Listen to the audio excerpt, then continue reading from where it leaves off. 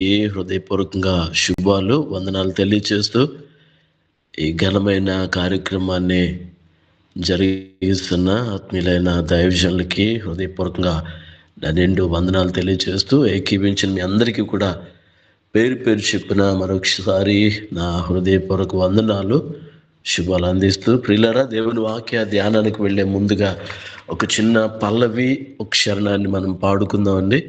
తదనంతరం దేవుని వాక్య ధ్యానంలోనికి మనం వెళ్దాం. ఆరాధన చేతును అన్ని వేళలా, ఆత్మతో సత్యముతో ఆరాధింతును.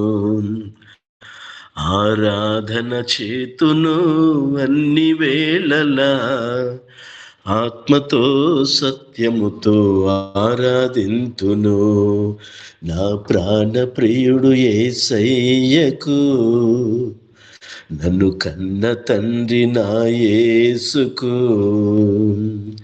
నా ప్రాణ ప్రియుడు యేసయ్యకు, నన్ను కన్న తండ్రి నా యేసుకు.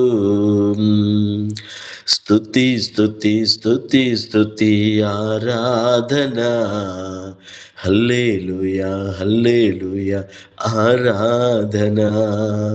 స్తుతి స్తుతి స్తుతి స్తుతి ఆరాధన, హల్లెలూయా హల్లెలూయా ఆరాధన. ఆరాధన చేతును అన్ని వేళలా, ఆత్మతో సత్యముతో ఆరాధింతును.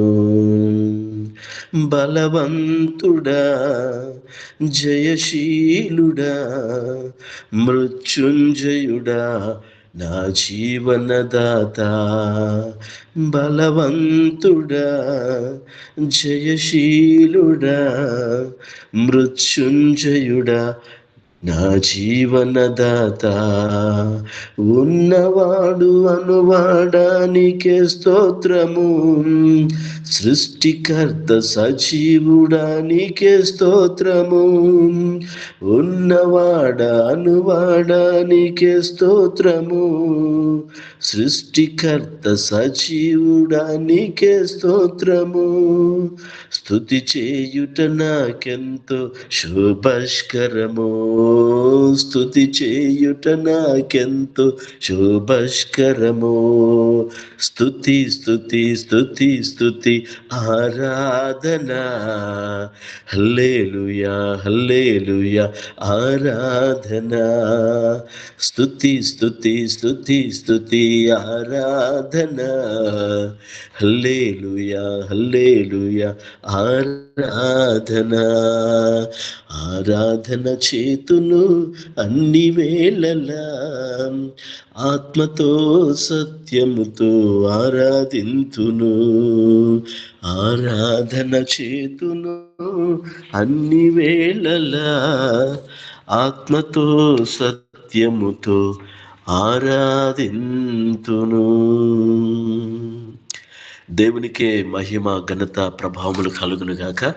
క్రీస్తునందు అత్యంత ప్రియులైన మీ అందరికీ మరొక్కసారి హృదయపూర్వకంగా నిండు వందనాలు, శుభాలు అందిస్తూ ఆదికాండము 18వ అధ్యాయము, ఆదికాండము 18వ అధ్యాయము 3వ వచన భాగం చదువుకుందాం అండి.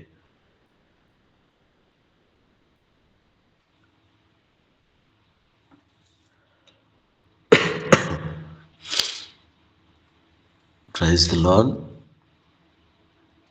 అమ్మ, నా వాయిస్ వినపడుతుందా? వినిపిస్తుంది. ఒకసారి తోడు వేస్తాను. ప్రభువా, నీ కటాక్షము నా మీద నున్న ఎడల ఇప్పుడు నీ దాసుని దాటిపోవద్దు. నేను కొంచెం చాలా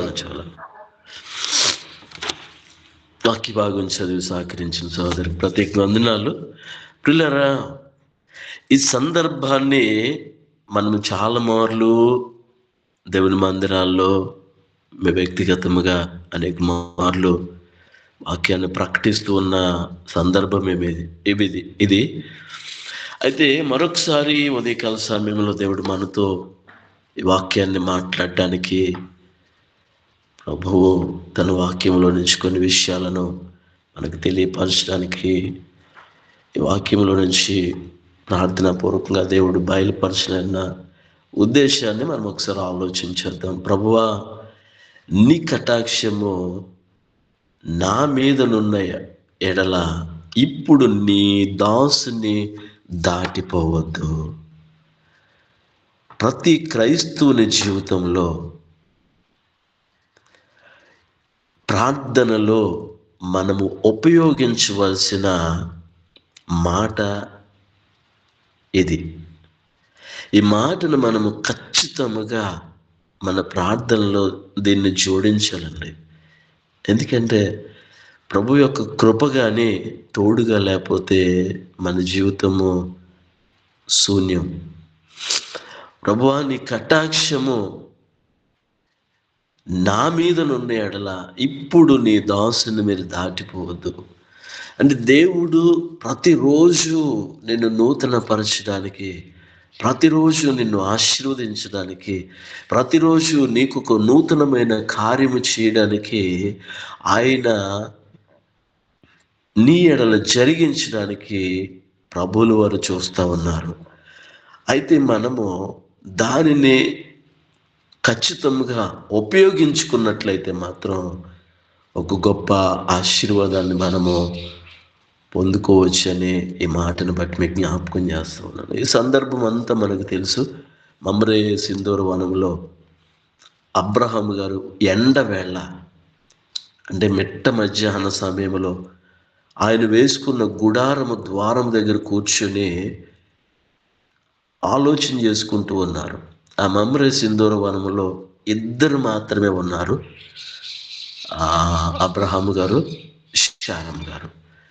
వారిద్దరూ ఉన్నారు.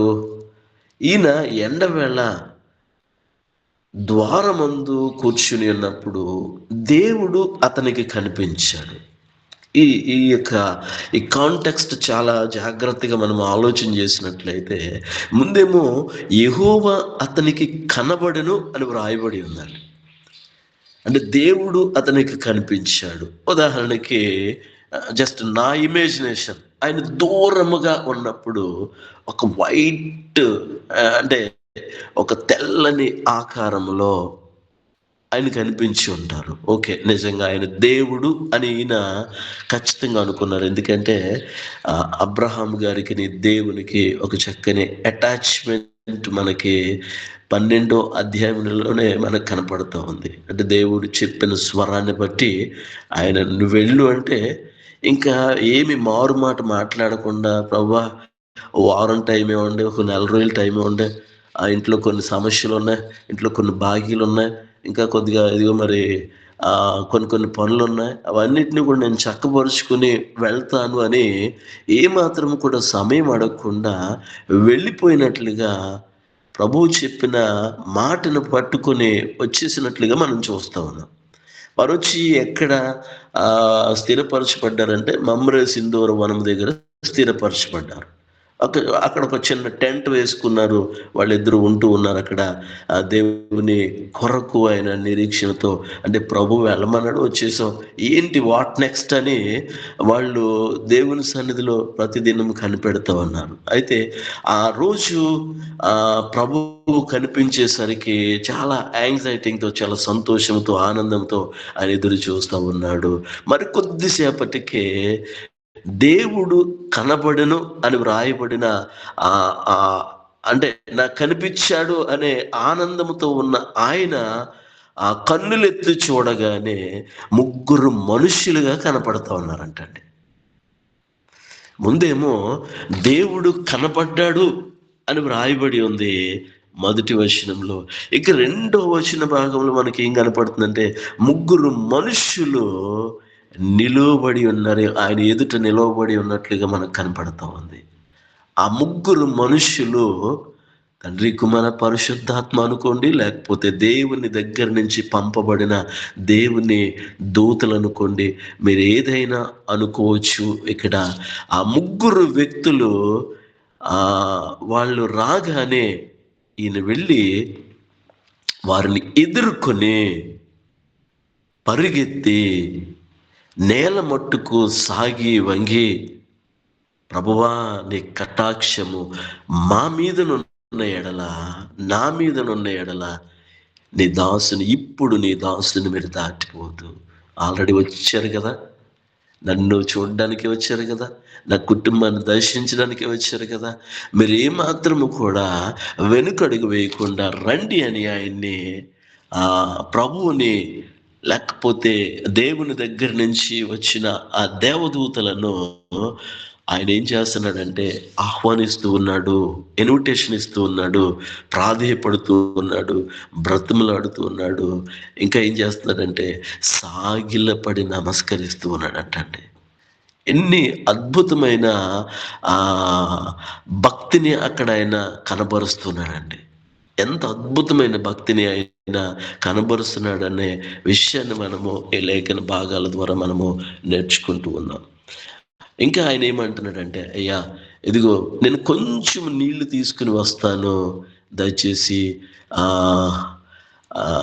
మీ కాళ్ళు కడుక్కోండి, ఇదిగో ఈ చెట్టు క్రిందట అలసట తీర్చుకోండి. ఎందుకంటే ఆయన దగ్గర అక్కడ కుర్చీలు లేవు, చెట్టు కిందే కూర్చోండి మీరు, చల్లగా ఉంది వాతావరణం, ఇక్కడ కూర్చుంటే మేము నీ దాసుడికి మీరు అవకాశం ఇస్తే ఈరోజు కొంచెం ఆ చిన్న ఆతిథ్యాన్ని, లేకపోతే ఒక చిన్న విందును మీ ప్రాణాలు తెప్పరిల్లడానికి ఈ మిట్ట మధ్యాహ్న సమయంలో వచ్చారు కనుక చిన్న ఆతిథ్యాన్ని నేను సిద్ధపరుస్తాను, కొన్ని నిమిషాలు, కొంత సమయము దయచేసి నాకు ఇవ్వండి అనగానే వెంటనే పరుగున గుడారములో ఉన్న శారమ్మ దగ్గరికి వెళ్ళాడు ఆయన.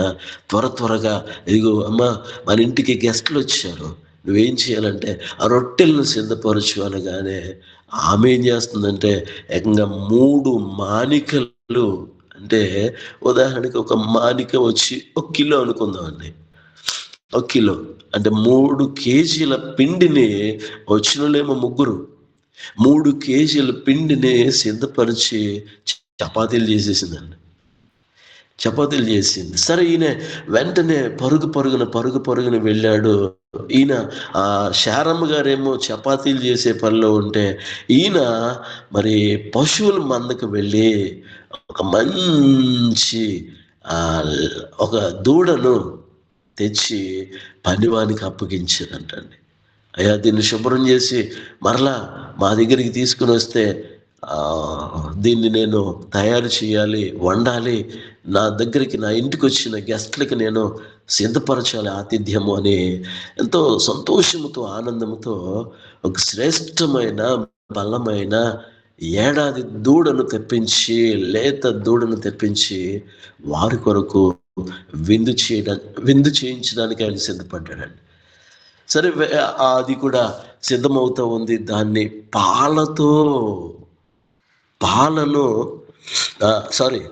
దాన్ని సిద్ధపరిచిన తరువాత ఇంకా ఇవి రొట్టెలు, ఎన్వి, ఇంకా వెన్న, పాలు, ఇవన్నిటిని సిద్ధపరిచి వారికి వచ్చిన 3 కూడా ఆతిథ్యాన్ని చాలా షార్ట్ టైంలో వీళ్ళిద్దరూ కలిసి ఒక పనివాడు సహాయంతో ఒక అద్భుతమైన విందుని ఏర్పాటు చేశారంటండి. వారు చక్కగా తిని సంతోషించి ఆనందించి ఇక అలసట తీర్చుకుని వెళ్ళిపోదాము అని అనుకుంటూ అలా కొంత సమయం గడిచిన తర్వాత వాళ్ళతో ఏం మాట్లాడుతున్నారంటే, అయ్యా వచ్చే సంవత్సరానికి నీంటిలో శారమ్మ ఒడిలో ఒక కుమారుడు ఉంటాడని ఒక అద్భుతమైన ఆశీర్వాదపు వచనాన్ని పలికి వారు సిద్ధపడి వెళ్ళాలని ఆలోచన కలిగి ఉన్నారు. ఈ మాట ఎప్పుడైతే వారి నోట నుంచి వచ్చిందో, ఆ 3 మనుషుల నోట నుంచి వచ్చిందో, వాళ్ళిద్దరికీ కొంత డౌట్ వచ్చింది. అబ్రహాం గారికి మనసులో డౌట్ ఉంది. ఇక శారమ్మ గారు అయితే ఏకంగా నవ్వుకుంటూ ఉందండి గుడారంలో. ఈ వయసులో నాకు పిల్లలేంటి, ఈ వయసులో నాకు పిల్లలు పుడతారా అని అనుకుంది. కానీ దేవునికి అసాధ్యమైనదంటూ ఏమీ లేదు కదా అని వారితో మాట్లాడుతూ దేవునికి సమస్తము సాధ్యం, మీరు విశ్వసించండి, మీదిటికి ఒక ఘనమైన ఆశీర్వాదాన్ని దేవుడు మీ ఇద్దరి పక్షముగా స్థిరపరిచి ఉన్నాడు అని మరలా ఆ మాటని రిపీట్ చేయగానే వారు విశ్వసించారు, నమ్మారు. కనుక ఆ ఆతిథ్యము ద్వారా అక్కడ వాళ్ళు ఏం పొందుకున్నారంటే ఆ కుటుంబంలోనికి ఒక దీవెన వచ్చినట్లుగా మనం చూస్తా ఉన్నాం. ఇంకా రెండవది, అసలు వాళ్ళు ఏ పని మీద వచ్చారు అంటే, వీళ్ళు రావడానికి మెయిన్ రీజన్ ఏంటంటే సొదొమ గొమొరాను అగ్ని గంధకాలతో కాల్చేయడానికి వచ్చారు. సొదొమ గొమొరాను అగ్నితో కాల్చివేయడానికి వచ్చిన వారు వెళ్ళడం సొదొమ గొమొరాకు వెళ్ళకుండా అబ్రహాము దగ్గరికి వచ్చి కొంత సమయం గడిపి ఆయన ఇచ్చిన ఆతిథ్యం స్వీకరించి వారికి ఒక చక్కని బహుమానాన్ని ఇచ్చి, సరే ఈ మాటను మనం ఎందుకులే దాచిపెట్టడం, మనం ఏ పని చేయాలనుకుంటున్నామో ఆ పనిని కూడా నా స్నేహితుడైన అబ్రహాముకి తెలియపరచాలని దేవుని యొక్క ఉద్దేశమై ఉన్నది కనుక ఆ మాటను అబ్రహామునకు తెలియచేసినప్పుడు, ఇదిగో మేము పలానా పని మీద వచ్చాం, సొదొమలో ఉన్న ఆ భయంకరమైన పాప స్థితిని బట్టి ఆ పట్టణాన్ని మేము కాల్చివేయబోతా ఉన్నాం, ఆ పట్టణాన్ని మేము నాశనం చేయబోతా ఉన్నాం అనేటడికి ఆయన గుండె పగిలిపోయిందంటండి. అబ్రహాము గారి గుండె పగిలిపోయిందంటండి. ఎందుకో తెలుసా? తన అన్న సహోదరుడైన లోతు తన కుటుంబము తన బిడ్డలతో ఆ స్థలములో ఆ ప్రాంతంలో నివాసం ఉంటూ ఉన్నాడు. ఎప్పుడైతే ఈ మాట చెప్పారో, మేము సొదొమను నాశనం చేయడానికి వచ్చామని చెప్పగానే దేవునితో ప్రాధేయపడడం ప్రారంభించాడండి. దేవునితో ఎంతగానో బ్రతిమలాడడం ప్రారంభించాడు. ఇదేంటి ప్రభువా, ఎంతమంది నీతిమంతులుంటే మొత్తం పట్టణాన్ని కాల్చేస్తావా అని ఆయన ప్రారంభించాడండి. ప్రార్థనలో ప్రారంభించాడు, రిక్వెస్ట్ చేస్తున్నాడు, ప్రాధేయపడతా ఉన్నాడు. ఒక 50 మంది నీతిమంతులు ఉంటే ఆ పట్టణాన్ని నేను పాడు చేయవు కదా అంటే దేవుడు ఓకే అనేసాడు. ఆ పట్టణంలో ఇదేంటి ఇంచుమించు 1,00,000 మంది ఉంటారు, ఆ 1,00,000 మందిలో కనీసం 50 మంది అయినా విశ్వాసులు ఉండరా అన్న ఉద్దేశం మీద అబ్రహాం గారు నోరు జారి 50 మంది అన్నారు. ఇంకా దేవుడు ఎప్పుడైతే ఓకే అన్నారో, బాబోయ్ ఏంటి 50 మంది కూడా ఉండరేమో అని 45 మంది అన్నారండి. దానికి కూడా దేవుడు ఓకే అన్నారు. దేవా, ఈయన మనసులో మళ్ళీ కంగారు వస్తుంది. ఈ 40 మంది అయినా ఓకే అన్నాడంటే అక్కడ ఉన్నారో లేదు అని 40 అంటున్నాడు, 30 అన్నాడు. చివరికి 10 మంది దగ్గరికి వచ్చేసాడండి. అయ్యా పట్టణంలో 10 మంది విశ్వాసులు ఉంటే ఆ పట్టణాన్ని కాపాడుతారు కదా అని చివరిగా మిమ్మల్ని ప్రాధేయపడుతున్నాను అంటే ఆయన ఏమంటున్నాడంటే, 10 మంది నీతిమంతులున్న పట్టణాన్ని నేను నాశనం చేయను అని దేవుడు మాట్లాడారండి. ఈయన కొంచెం ధైర్యంగానే ఉన్నారు, ఎందుకంటే ఆయన కాల్కులేట్ చేసుకుంటాడు, వీళ్ళ 4 ఉన్నారు ఖచ్చితంగా. మరి నా సోదరుడు లోతు తన కుమార్తెల వివాహపు వయసు వచ్చింది కదా, వాళ్ళకి పెళ్ళిళ్ళు అయితే లేకపోతే పెళ్ళిళ్ళకి సిద్ధంగా ఉంటే వాళ్ళ ఫ్యామిలీలు కూడా ఒక నలుగురు ఉంటారు. ఇలాగా వీళ్ళన్నా ఖచ్చితంగా ఉంటారు కదా అని ఆ 10 మంది నీతిమంతులను బట్టి పట్టణాన్ని కాపాడడానికి ఎంతో ప్రయత్నం చేశాడండి అబ్రహాము. ఈ వాక్యాన్ని బట్టి నీవు నేను ఏమి నేర్చుకోవాలంటే, మనము ఇతరుల క్షేమము కొరకు ప్రార్థించే కృపను మనము కలిగి ఉండాలండి. ఇతరుల కొరకు ప్రార్థించే కృపను మనం కలిగి ఉండాలి. అబ్రహాము చేసిన ప్రార్థన ద్వారా లేదు దేవుడు నాకు ఇచ్చాడు కదా, ఒక అద్భుతమైన ఆశీర్వాదం ఇచ్చేసాడు, నేను పెట్టిన ఆతిథ్యానికే నా ఇంట్లో కొడుకుని పుడతాడనేసి చెప్పేశాడు. ఇంకా మనకే ఆ పక్కింటోడితో పని ఏముంది, ఎదురింటోడితో పని ఏముంది, సొదొమ గొమొర ఎలా నాశనం అయిపోతే నాకెందుకు అని ఆయన అనుకోలేదండి. చాలా ప్రాధేయపడ్డాడు, చాలా బ్రతిమలాడాడండి ఆయన. చివరికి 10 మంది విశ్వాసులను బట్టి ఆ పట్టణాన్ని నాశనం చేయడానికి దేవుడు వాగ్దానం చేశాడు. కానీ ప్రియులారా, ఆ పట్టణం అంతా వల వేసి వెతికినా కానీ 10 మంది నీతిమంతులు లేరంటండి. 10 మంది నీతిమంతులు లేరంటండి. అలా అని దేవుడు లోతు కుటుంబాన్ని విడిచిపెట్టలేదండి. 10 మంది లేరు కదా అనేసి మొత్తం పట్టణాన్ని తగలబెట్టలేదండి దేవుడు. ఏం చేశాడంటే లోతు కుటుంబాన్ని, ఆ నలుగురిని కూడా బయటికి తీసుకుని వచ్చాడండి. అంటే నువ్వు అడిగిన సంఖ్య అక్కడ లేకపోయినా కానీ నీ మనసులో ఏ ఉద్దేశంతో మనం అడుగుతున్నామో ఆ ఉద్దేశాన్ని ఎరిగిన దేవుడండి ఆయన. మన హృదయంలో ఉన్న ఉద్దేశము దేవునికి తెలుసు కనుక అబ్రహాము ఎంత ప్రాధేయపడ్డాడు ఈ పట్టణాన్ని కాపాడాలని.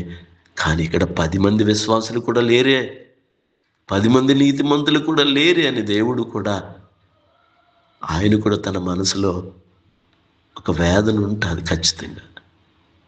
అయితే ప్రియులారా, అక్కడ ఆ నలుగురిని ఆ స్థలములో నుంచి, ఆ సుధమ ప్రాంతంలో నుంచి బయటకు తీసుకుని వచ్చి దేవదూతలు బయట విడిచిపెట్టి మీరు వెనకకు తిరగవద్దు, ముందుకు సాగండి అన్నారు. ఇంకా అక్కడ ఆ సిచ్యుయేషన్ మనకి ఏం జరిగింది అన్నది మనందరికీ తెలుసు. ఇంక దాని వివరణకు నేను వెళ్ళట్లేదు. ప్రియులారా, అంటే అబ్రహాము ఆతిథ్యం ఇవ్వడం ద్వారా తన కుటుంబంలోనికి ఒక అద్భుతమైన ఆశీర్వాదం వచ్చింది. రెండవది, తన యొక్క కుమారుని కూడా, లోతు కుటుంబాన్ని కూడా రక్షించుకోగలిగాడండి.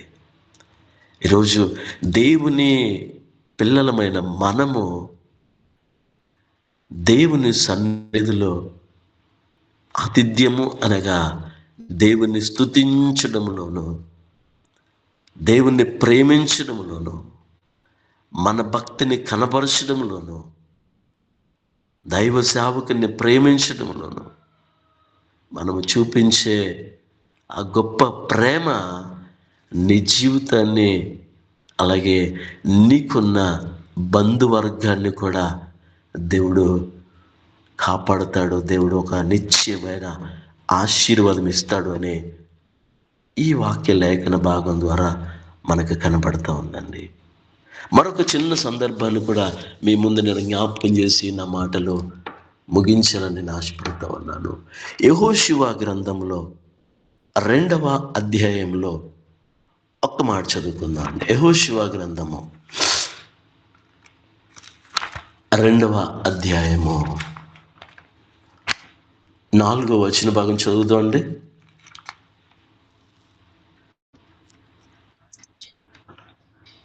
ఆ స్త్రీ ఆ ఇద్దరు మనుషులను తోడుకుని వారిని దాచిపెట్టి, మనుషులు నా యొద్దకు వచ్చిన మాట సరి నిజమే.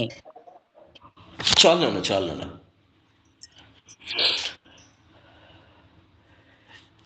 నేను ఎందుకు చిన్న మాట చదివిస్తున్నానంటే ఖచ్చితంగా ఈ విషయాలన్నీ మనకు తెలుసు కనుక నేను ఇంకా ఎక్కువ చదివించట్లేదు రెఫరెన్సెస్. ఆ స్త్రీ అనగా రాహాబు అనే స్త్రీ వేగు చూడడానికి, యెరికో పట్టణాన్ని వేగు చూడడానికి యెహోషువ అధ్యక్షతలో ఒక ఇద్దరు మనుషులను పంపించాడండి ఆయన. అరే బాబు, మనం యెరికోను స్వాధీనం చేసుకోవాలి కనుక ఆ యెరికో పట్టణపు పరిస్థితులు ఏంటన్నదో చూడాలి. దాని ప్రాకారాలు ఎలా ఉన్నాయి, దాని బలం ఏంటి, దాని బలహీనతలు ఏంటి, అక్కడ ఉన్న మనుషులు ఎంత వాళ్ళ యొక్క వెపన్స్ ఏమున్నాయి, వాళ్ళ దగ్గర యుద్ధోపకరణాలు ఏమున్నాయి, వాళ్ళు మనం చేయించాలంటే ఏ రీతిగా మనం ముందుకు వెళ్ళాలి. మీరు వెళ్ళి దాని యొక్క పట్టణపు పరిస్థితులను, స్థితిగతులను గమనించి జాగ్రత్తగా దాని యొక్క అన్నీ కూడా మీరు పరీక్షించి మీరు సమాచారం తీసుకొని రావాలి అని ఒక ఇద్దరు మనుషుల్ని పంపిస్తే ఆయన వాళ్ళిద్దరూ కూడా ఉదయకాలం నుంచి మొత్తం ఊరంతా తిరుగుతూ ఉన్నారు, యెరికో ప్రాంతం అంతా. అయితే చీకటి పడిపోయింది. చీకటి పడితే అక్కడ పరిస్థితి ఏంటంటే గవినికి తాళం పెట్టేస్తారండి. గవినికి అనగా ముఖద్వారం మాత్రమే ఉంటుంది. కొన్ని ప్రాంతాలు ఎలా ఉంటాయంటే ఆ, కొన్ని ప్రాంతాలు ఎలా ఉంటాయంటే ఆ, ఒకే మెయిన్ డోర్ ఒకటే ఉంటుంది. ఇక మొత్తం మనం ఊరంతా తిరిగి మరలా రిటర్న్ బ్యాక్ రావాలి అంటే మరలా అదే మార్గం వెంబడి రావాలండి. అంటే మెయిన్ గేట్ అదే, ఇన్ గేట్ అదే, అవుట్ గేట్ అదే. అర్థమైందండి అన్నమాట.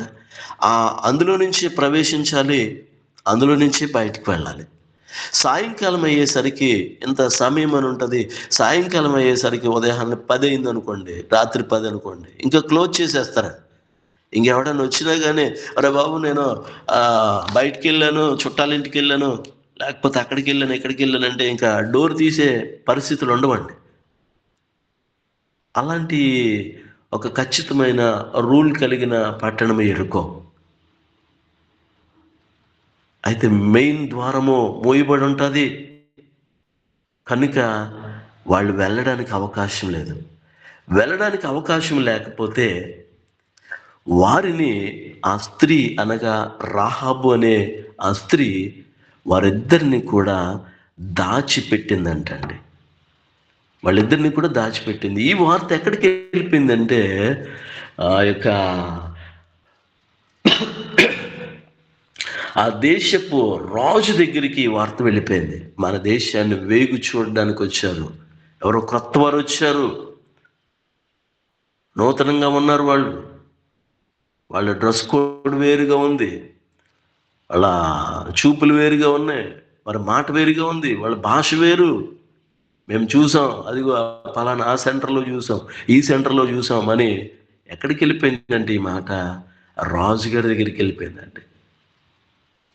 ఎరుకో పరిపాలన చేస్తున్న రాజుగారి దగ్గరికి వెళ్ళిపోయింది ఖచ్చితంగా. అంటే మా మా ఊహాగానాలు ఏంటంటే అది రాహాబ్ అనే స్త్రీ ఇంటికి వాళ్ళు చేరుంటారు అని చెప్పగానే అక్కడి నుంచి సైనికుల్ని రాజుగారు పంపించాడంటండి. ఆ మాటలు తెలుసుకున్న రాజుగారు సైనికుల్ని పంపించాడంటండి. ఆవిడేమంటుందంటే వారు రావడం నిజమే కానీ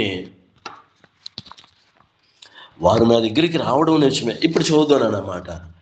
ఆ మనుష్యులు నా యొద్దకు వచ్చిన మాట నిజమే. పిల్లరా, ఆ ఇద్దరు మనుషులు నా యొద్దకు వచ్చేట మాట నిజమే, కానీ వారెక్కడి నుండి వచ్చిరో నేను ఎరుగను. వాళ్ళు ఏ ఊరోళ్ళు నాకు తెలియదు. నా దగ్గరికి రావడం వాస్తవమే, వచ్చారు, వెళ్ళిపోయారు తప్ప నాకు వాళ్ళ అడ్రస్ తెలియదు, వాళ్ళు ఏ ప్రాంతం నుంచి వచ్చారో తెలియదు అని ఒక అబద్ధాన్ని అక్కడ చెప్పిందండి. వాళ్ళని దాచిపెట్టి ఒక అబద్ధాన్ని చెప్తా ఉంది. అబద్ధాన్ని చెప్పిన తర్వాత ఇక వాళ్ళు ఆవిడ ఇంకో మాట అంటుంది, ఇదిగో మీరు పలానా ఈ మార్గంలో వెళితే వాళ్ళు దొరికేస్తారేమో, ఆ మార్గమును వెంబడించండి, వెళ్ళండి అని వారితో చెప్పగానే ఆ సైనికులు పాపం ఆమె మాట విని ఆ వెంబడి వెళ్ళి వాళ్ళు వెతికే ప్రయత్నాల్లో వారున్నారు. అలా వెతుక్కుంటూ వెళ్ళిపోయారంటండి. వెళ్ళిపోయేసరికి ఇక వారు ఆ రాహబు వారి దగ్గరికి వచ్చింది. ఆ రాత్రి వారు అక్కడ బస చేశారు కనుక, అంటే ఇక్కడ వ్రాయబడలేదు కానీ ఆ రాత్రి భోజనాన్ని వారికి ఏర్పాటు చేసి ఉంటుందండి. ఖచ్చితంగా వారు ఉండడానికి నివాసం ఇచ్చింది. అంటే వాస్తవానికి రాజుగారికి వారు దొరికితే, వేగులు వారు దొరికితే వారు ఎక్కడికి వెళ్ళిపోతారంటే చెరసాలలోనికి వెళ్ళిపోతారు, జైల్లోనికి వెళ్ళిపోతారు. కానీ ఆ పరిస్థితి నుంచి వారిని తప్పించి, వారిని దాచిపెట్టి, ఆ రాత్రి భోజనం ఇచ్చి, వారికి ఆశ్రయం ఇచ్చి మరలా ఏం చెప్తుందంటే తెల్లవారు ఉదయం కాగానే అయ్యా మీరు ఇదిగో ఈ మార్గం వెంబడి వెళ్ళిపోతే ఖచ్చితంగా మీరు క్షేమముగా మీ ప్రాంతానికి మీరు వెళ్ళిపోతారు, కనుక ఇక్కడి నుంచి మీరు వెళ్ళిపోవచ్చని వారిని కిటికీ గుండా దించినట్లుగా మనం చూస్తూ ఉన్నామండి. ఇదిగో ఈ కిటికీలో నుంచి మీరు వెళ్ళిపోండి. కిటికీలో నుంచి మీరు వెళ్ళిపోయినట్లయితే నాకు ఇబ్బంది ఉండదు, మీరు కూడా సేఫ్గా బయటకు వెళ్ళిపోవచ్చు అని ఆ కిటికీలో నుంచి వారిని పంపించిందంటండి. మరి నేను ఎంత ఉపకారం చేశాను కదా, నేను ఎంత మీకు మేలు చేశాను కదా, మీ ప్రాణాన్ని రక్షించాను కదా, మరి నాకు కూడా ఖచ్చితంగా మీరు దేవుని సంతానమైన ప్రజలని, దేవుని పిల్లలైన ఆ ప్రజలని నాకు తెలుసు.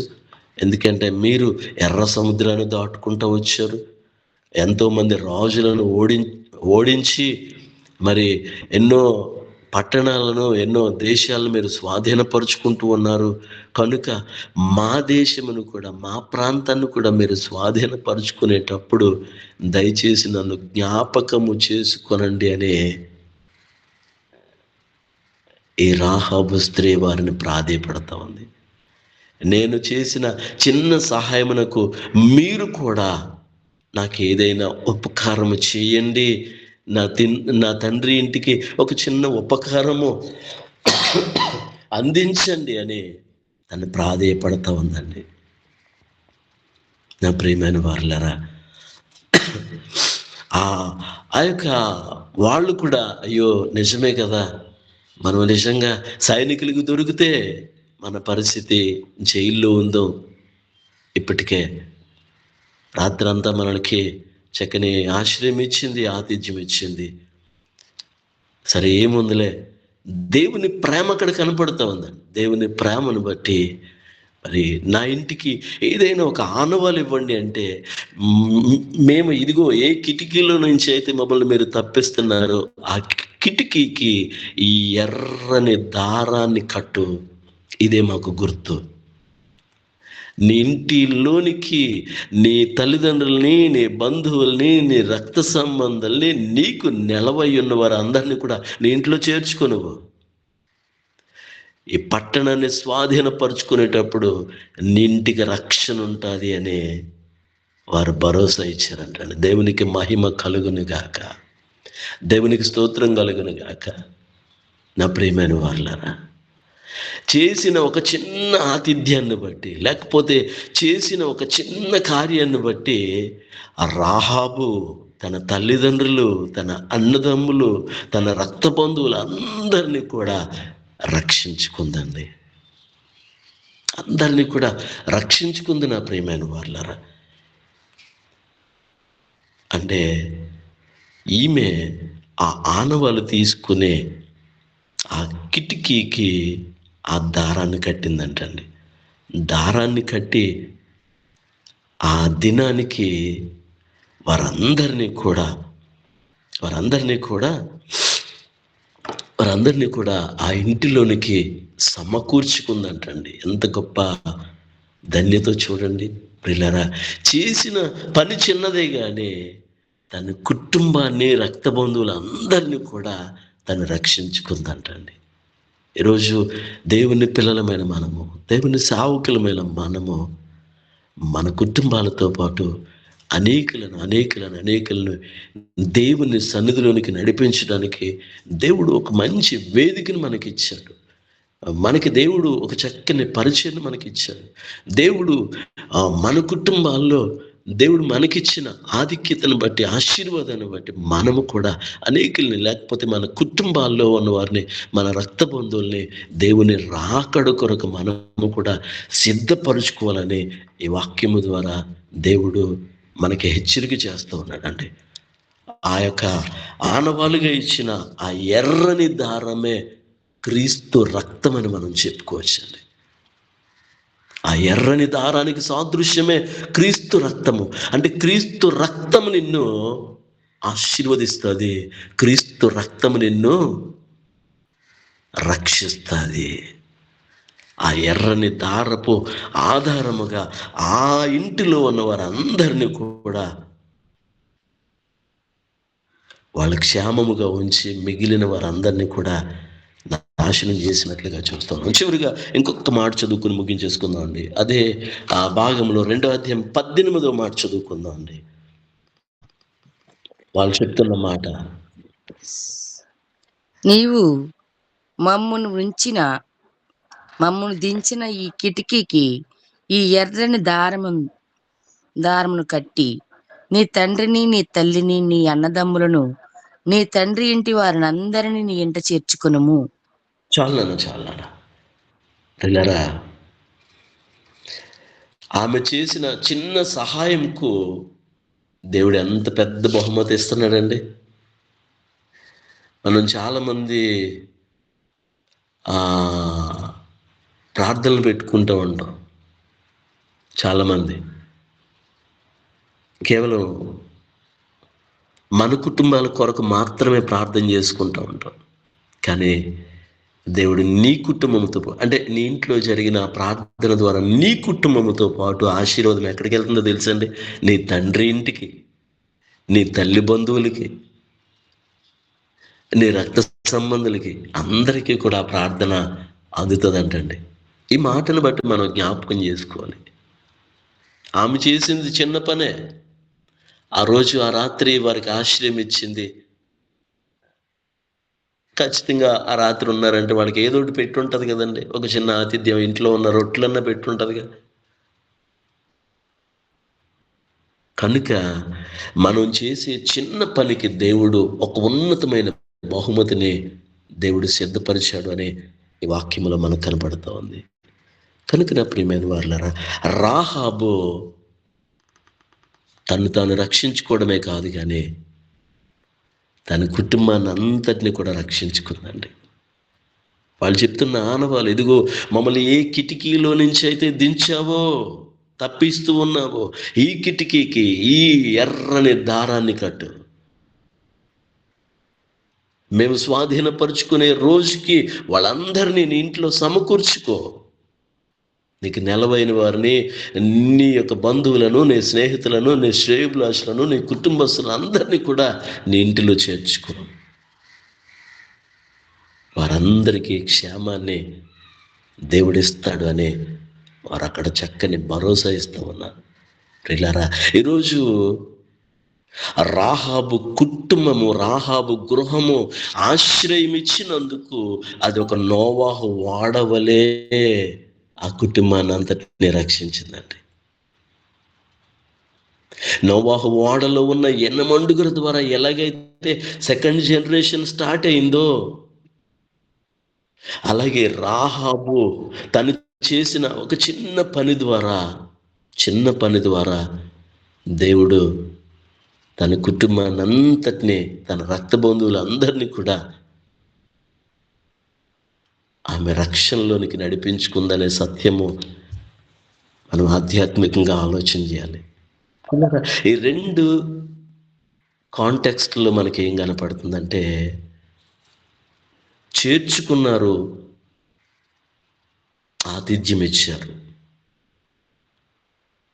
మరొకసారి జ్ఞాపకం చేస్తున్నాను. అబ్రహాము, శారా వారిని చేర్చుకున్నారు, ఆతిథ్యం ఇచ్చారు.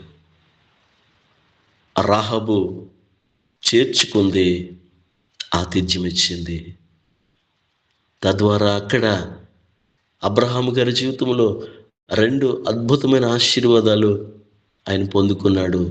ఒకటి, తన ఇంటిలో కుమారుడు ఇస్సాకు పుడతాడనే వాగ్దానాన్ని అక్కడ దేవుడు నెరవేర్చాడు. రెండవది, భయంకరమైన అంటే పాపములో ఉన్న పట్టణములో నుంచి తన అన్న కుమారుణ్ణి బయటికి రప్పించుకోవడానికి ఆయన ప్రార్థన ఎంతగానో ఉపయోగపడింది. అంటే తన రక్త సంబంధాలను కాపాడుకున్నాడు, తన ఇంటిలో ఆశీర్వాదం వచ్చింది. ఇక్కడ రాహాబు కూడా తాను రక్షించుకుంది, తన కుటుంబాన్ని కూడా రక్షించుకుందండి. ఈ యొక్క రెండు సందర్భాలను బట్టి మన అందరము కూడా మన కుటుంబాలను మనం రక్షించుకుంటూ అనేకుల్ని అంటే అనేకులంటే మన బంధువుల్లోనే, మన చుట్టుపక్కల ఉన్నవారే, మనకు తెలిసిన వారే, మన స్నేహితులే, వారిని కూడా మనము రక్షణలోనికి నడిపించే బాధ్యతను మనము కలిగి ఉండాలని తెలియచేస్తూ, మరి రాహాబు ఎక్కడికి వచ్చేసిందంటే యేసుక్రీస్తు ప్రభువుల వారి వంశావళిలోనికి వచ్చేసిందండి. ఎంత గొప్ప ఆధిక్యత అండి! దేవుడు తనకు ఒక గొప్ప ఆధిక్యతను ఎలాగైతే ఇచ్చారో, మనము కూడా ఇలాంటి కార్యాలు చేయగలిగితే, దేవునికి ఇష్టమైన కార్యాలు మనం చేయగలిగితే మాత్రం ఖచ్చితంగా దేవుని దృష్టిలో మనము కూడా ఉంటామని తెలియచేస్తూ నా మాటలు ముగిస్తూ ఉన్నాను. దేవుడి కొద్ది మాటలు మన హృదయంతరంగాల్లో ప్రభు భద్రపరుచును గాక. ఆమేన్. Praise the Lord. Praise the Lord. వరకు చెప్పబడిన వాక్యాన్ని ప్రభు ఆశీర్వదించింది.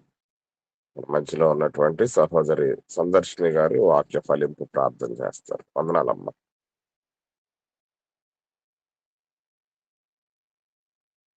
అమ్మ సందర్శిని గారు,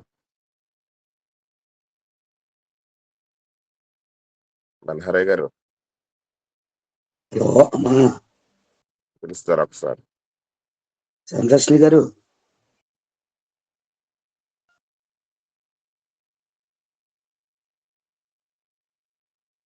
వేరే వాళ్ళకి ఇచ్చేయండి గారు. ఓకే నాయ్ గారు.